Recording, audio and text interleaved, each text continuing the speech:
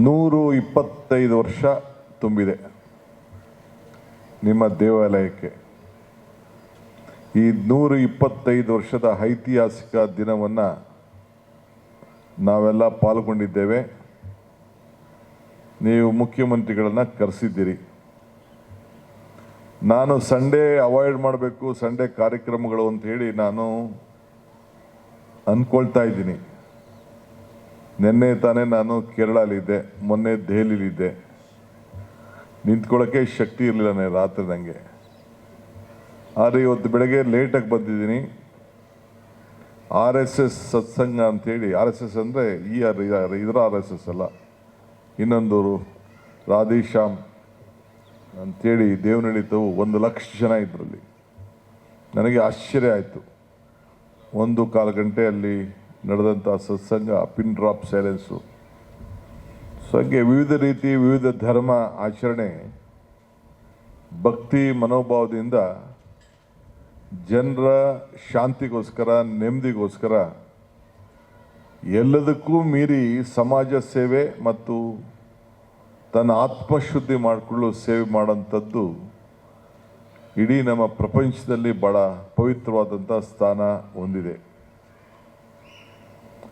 ಧರ್ಮ ಯಾವುದಾದರೂ ತತ್ವ ಒಂದೇ, ನಾಮ ನೂರಾದರೂ ದೈವ ಒಂದೇ, ಪೂಜೆ ಯಾವುದಾದರೂ ಭಕ್ತಿ ಒಂದೇ, ಕರ್ಮ ಹಲವಾದರೂ ನಿಷ್ಠೆ ಒಂದೇ, ದೇವನೊಬ್ಬ ನಾಮ ಹಲವು. ಇದರಲ್ಲಿ ನಾನು ನಂಬಿಕೆ ಇರೋನು. ಈಗ ಬಂದ ತಕ್ಷಣ ಜ್ಯೋತಿ ಬೆಳಗಿಸ್ತೋ, ಅಲ್ಲಿ ಕ್ಯಾಂಡಲ್ ಹಚ್ತೋ. ಹಿಂದೂ ಧರ್ಮದಲ್ಲಿ ಇದನ್ನು ಜ್ಯೋತಿ ಬೆಳಗಿಸ್ಬೇಕಾದ್ರೆ ಎಣ್ಣೆ ಬತ್ತಿ ಇಟ್ಬಿಟ್ಟು ದೀಪ ಬೆಳಗ್ತೇವೆ. ಅಲ್ಲಿ ಕ್ಯಾಂಡಲ್ ಹಚ್ತೇವೆ. ವಿವಿಧ ರೀತಿ ಇರ್ಬೋದು. ಒಂದು ದೇವಾಲಯದಲ್ಲಿ ಕೆಲವರು ವಿಗ್ರಹದ ಮೇಲೆ ದೇವರನ್ನು ನೋಡ್ತಾರೆ. ನೀವು ಹೆಂಗೆ ಮೇರಿ ಇಟ್ಟಿದ್ದೀರಿ, ಜೀಸಸ್ ಇಟ್ಟಿದ್ದೀರಿ, ಹಂಗೆ ಹಿಂದೂ ಧರ್ಮದಲ್ಲಿ ವಿವಿಧ ರೀತಿಯಲ್ಲಿ ಆಚರಣೆಯನ್ನು ಮಾಡ್ತಾರೆ.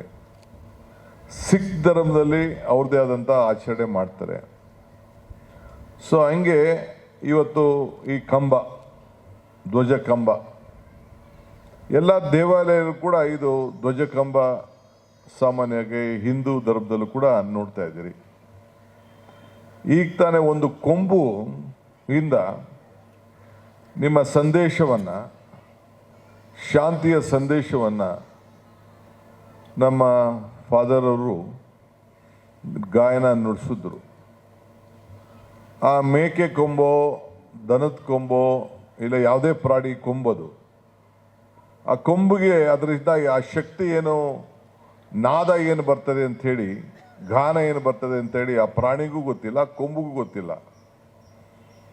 ಈಗ ಇಲ್ಲಿ ಬಿದಿರು ಇಟ್ಕೊಂಡಿದ್ದೀವಿ. ಆ ಬಿದಿರು ಕೃಷ್ಣನ ಕೊರಳಾಯಿತು.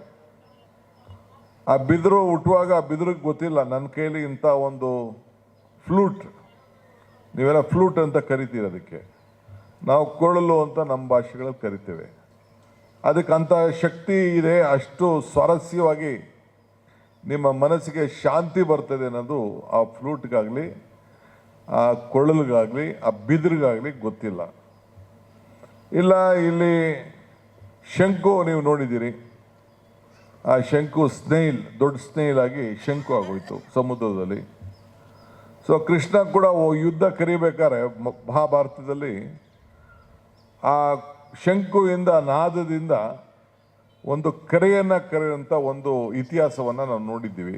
ಹಂಗೆ ನಮ್ಮ ಪ್ರಕೃತಿಯ ನಿಯಮ ಇದೆಯಲ್ಲ, ಯಾರನ್ನು ಕೂಡ ನಾವು ಅಲಗಲಿಕ್ಕೆ ಸಾಧ್ಯ ಇಲ್ಲ. ಅದಕ್ಕೆ there is a law of nature. ಸೂರ್ಯ ಯಾವಾಗ ಹುಟ್ಟಬೇಕು, ಯಾವಾಗ ಮುಳುಗಬೇಕು ಅಂಥೇಳಿ. ಹಂಗೆ ಮನುಷ್ಯ ಹುಟ್ಟಿದಾಗ ಯಾರು ಯಾವ ಧರ್ಮದಲ್ಲಿ ಯಾವ ಜಾತಿಯಲ್ಲಿ ಹುಡ್ತೀವಿ ಅಂತ ನಾವು ಯಾರು ಅರ್ಜಿನೂ ಹಾಕ್ಕೊಳ್ಳಿಲ್ಲ. ನಮ್ಮ ಇತಿಹಾಸಕ್ಕೆ ನಮ್ಮ ಅನುಗುಣವಾಗಿ ನಾವು ಇದನ್ನೆಲ್ಲ ನಾವು ಆಯ್ಕೆ ಮಾಡಿಕೊಂಡಿದ್ದೇವೆ. ಯಾವ ಧರ್ಮದವರು ಇನ್ನೊಂದು ಧರ್ಮದವ್ರಿಗೆ ತೊಂದರೆ ಕೊಡಬೇಕು ಅಂತ ಯಾರೂ ಬಯಸಲಿಲ್ಲ. ಈಗ ನಿಮ್ಮ ಧರ್ಮ, ಕ್ರೈಸ್ತ ಧರ್ಮ, ಇವತ್ತು ಬೆಂಗಳೂರಿನಲ್ಲಿ ಎಷ್ಟೋ ಜನ ಟೀಕೆ ಮಾಡ್ತಾರೆ, ಟಿಪ್ಪಣಿ ಮಾಡ್ತಾರೆ. ಯಾರೇ ಟೀಕೆ ಟಿಪ್ಪಣಿ ಮಾಡಿದ್ರು ಕೂಡ ಆರೋಗ್ಯ ಏನಾದ್ರು ಹೆಚ್ಚು ಕಮ್ಮಿ ಆಗ್ಬೇಕಾದ್ರೆ ಬೋರಿಂಗ್ ಹಾಸ್ಪಿಟ್ಲಿಗೆ ಹೋಗ್ತಾಯಿದ್ರು, ಮಾತಾ ಹಾಸ್ಪಿಟ್ಲಿಗೆ ಹೋಗ್ತಾಯಿದ್ರು. ಶಾಲೆಗೆ ಹೋಗ್ಬೇಕಾದ್ರೆ ಈಗೂ ಸೆಂಟ್ ಜೋಸೆಫ್ ಸ್ಕೂಲ್ದಲ್ಲಿ ಸೀಟ್ ಬೇಕು, ಈಗೂ ಕ್ರೈಸ್ಟ್ ಇನ್ಸ್ಟಿಟ್ಯೂಷನ್ಗೆ ಸೀಟ್ ಬೇಕು, ಮೌಂಟ್ ಕಾರ್ಮಲ್ ಕಲೆ ಮಕ್ಕಳೇ ಸೀಟ್ ಬೇಕು. ಸೊ ಲಾಭ ಬೇಕಾದ್ರೆ ಆಗ ಧರ್ಮ ಇರುವುದಿಲ್ಲ, ಲಾಭ ಇಲ್ಲದೆ ಹೋದಾಗ ಕೆಲವರೆಲ್ಲ ಇದಕ್ಕೆ ಪ್ರಾರಂಭವನ್ನು ಮಾಡ್ತಾರೆ. ಸೊ ಹಂಗೆ ಇದನ್ನು ನಾವು ಮನುಷ್ಯತ್ವ, ದಿನೇಶ್ ಅವರು ಹೇಳ್ದಂಗೆ ನಮ್ಮ ಶಾಸಕರು, ನಾನು ಮಾನವೀಯತೆ ಮೇಲೆ ನಾವು ಇದನ್ನು ಇಟ್ಕೊಳ್ಬೇಕು, ಮೌಲ್ಯಗಳ ಮೇಲೆ, ಧರ್ಮದ ಮೇಲೆ. ಈಗ ಲೆಪ್ರಸಿ ಇನ್ಸ್ಟಿಟ್ಯೂಟ್ಗೆ ಹಿಂದೆ ಕ್ಯಾಬಿನೆಟಲ್ಲಿ ಒಂದು 50 ಎಕರೆನ ರಿನ್ಯೂ ಮಾಡ್ದೋ, ಹಿಂದೆ ಇವರು ಸಿದ್ದರಾಮಯ್ಯನವ್ರ ಕಾಲದಲ್ಲಿ. ಆ ಲೆಪ್ರಸಿ ಇನ್ಸ್ಟಿಟ್ಯೂಟಲ್ಲಿ ಯಾವುದೋ ಒಂದು ನಮ್ಮ ಸುಮ್ನಳ್ಳಿ ಜಾಗದಲ್ಲಿ ಲೆಪ್ರಸಿ ಇಲ್ಲ, ಯಾಕೆ ಇದನ್ನು ಕೊಡಬೇಕು ಅನ್ನೋದು ದೊಡ್ಡ ಚರ್ಚೆ, ನಮ್ಮಲ್ಲಿ ಇಂಟರ್ನಲ್ ಚರ್ಚೆ.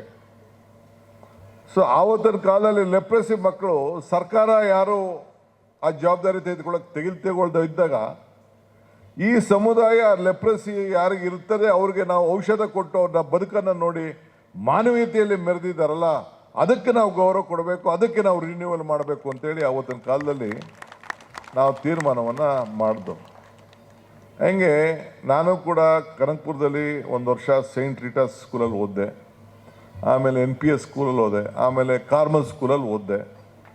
ನನಗೆ ಗೊತ್ತಿದೆ ಯಾವ ರೀತಿ ಎಲ್ಲೋ ಧರ್ಮದ ಬಗ್ಗೆ ಎಲ್ಲೂ ಯಾರು ಇದನ್ನು ಮಾಡಿ ನೀವು ಬದಲಾವಣೆ ಮಾಡ್ಕೊಳ್ಳಿ, ಇದನ್ನು ಮಾಡಿ ಅಂತ ಯಾರು ಎಲ್ಲೂ ಒತ್ತಾಯ ಮಾಡ್ತಾ ಇಲ್ಲ. ಅವ್ರವ್ರ ಭಾವನೆ, ಅವ್ರವ್ರ ಜಾತಿ, ಅವ್ರವ್ರ ಬದುಕು, ಅವ್ರವ್ರ ನಂಬಿಕೆ. ಮರಕ್ಕೆ ಇಲ್ಲಿ ಮರ ಇದೆಯಪ್ಪ, ತೆಂಗಿನ ಮರ ಇದೆ, ಬೇರೆ ಬೇರೆ ಮರಗಳೆಲ್ಲ ಇಲ್ಲಿ ನಿಂತಿದೆ. ಮರಕ್ಕೆ ಬೇರೆ ಎಷ್ಟು ಮುಖ್ಯನೋ ಮನುಷ್ಯನಿಗೆ ನಂಬಿಕೆ ಕೂಡ ಅಷ್ಟು ಮುಖ್ಯ. ಸೊ ಹಂಗೆ ಅಡಿಪಾಯ ಫೌಂಡೇಶನ್ ಇದೆಯಲ್ಲ, ಈ ಫೌಂಡೇಶನ್ನು ಏನು ಈ ಚರ್ಚ್ ಫೌಂಡೇಶನ್ ಇದೆಯಲ್ಲ, 250 ವರ್ಷ 125 ವರ್ಷ ಆಗಿದೆ. ಆ ಫೌಂಡೇಶನ್ ಭದ್ರ ಇರ್ತಾನೆ ಈ ಬಿಲ್ಡಿಂಗು ಇಷ್ಟು ವರ್ಷ 125 ವರ್ಷ ಆದರೂ ನಿಂತ್ಕೊಳ್ಳಿಕ್ಕೆ ಸಾಧ್ಯ. ಹಂಗೆ ಮನುಷ್ಯನಿಗೆ ತನ್ನ ಬದುಕಿನ ಮೇಲೆ, ತನ್ನ ನಂಬಿಕೆ ಮೇಲೆ ಅಪಾರವಾದಂಥ ಈ ಕಾಲು ಗಟ್ಟಿರಿರ್ತಾನೆ ನಾನು ನಿಂತ್ಕೊಳ್ಳೋಕೆ ಸಾಧ್ಯ, ಕಾಲು ಗಟ್ಟಿಲ್ಲ ಹೆಂಗೆ ನಿಂತ್ಕೊಳ್ಳೋಕೆ ಸಾಧ್ಯ.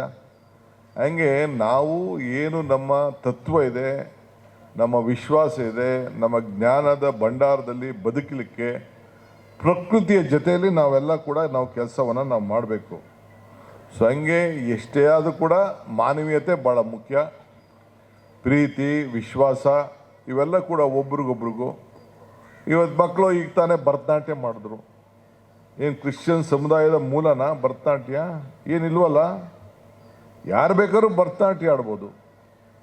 ಭರತನಾಟ್ಯ ಈ ಭಾಗದ ನಮ್ಮ ದಕ್ಷಿಣ ಭಾರತದ ಒಂದು ಭಾಗ್ಯದ ಒಂದು ಸಂಸ್ಕೃತಿ. ಆ ಸಂಸ್ಕೃತಿಗೆ ಏನಾದ್ರು ಜಾತಿ ಇದೆಯಾ? ಸಂಸ್ಕೃತಿಗೆ ಜಾತಿ ಇಲ್ಲ. ನಟನೆಗೆ ಏನಾದ್ರು ಜಾತಿ ಇದೆಯಾ? ನಮ್ಮನ್ನು ಒಬ್ಬರು ಭಾಷೆನ ಸಂಬೋಧನೆ ಮಾಡಬೇಕು, ಅದಕ್ಕೇನಾದ್ರು ಒಂದು ಮಧ್ಯ ಏನಾದ್ರು ಭಾಗ ಇದೆಯಾ? ಏನೂ ಇಲ್ಲ. ಹಂಗೆ ಇವತ್ತು ನಾವು ಫಸ್ಟು ಮಾನವೀಯತೆ ಬಗ್ಗೆ ನಾವು ಚಿಂತೆ ಮಾಡ್ತಾ ಇದ್ದೀವಿ. ದೇವರು ಪ್ರತಿಯೊಬ್ಬನ ಹೃದಯದಲ್ಲೂ ಇದ್ದಾನೆ.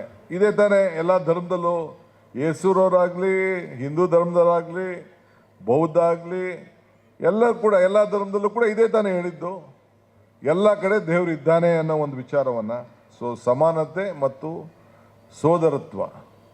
ಸೊ ಹಂಗೆ ಇವತ್ತು ಕುವೆಂಪುರವರ ಹಾಡನ್ನು ನಾವು ಪ್ರತಿ ಸಂದರ್ಭದಲ್ಲೂ ಸರ್ಕಾರದ ಶಾಲೆಯಲ್ಲಿರ್ಬೋದು, ಸರ್ಕಾರದ ಕಾರ್ಯಕ್ರಮದಲ್ಲಿ ಇದೊಂದು ಶಾಂತಿಯ ತೋಟ ಅಂತ ನಾವು ಮತ್ತೆ ಹೇಳ್ತೇವೆ.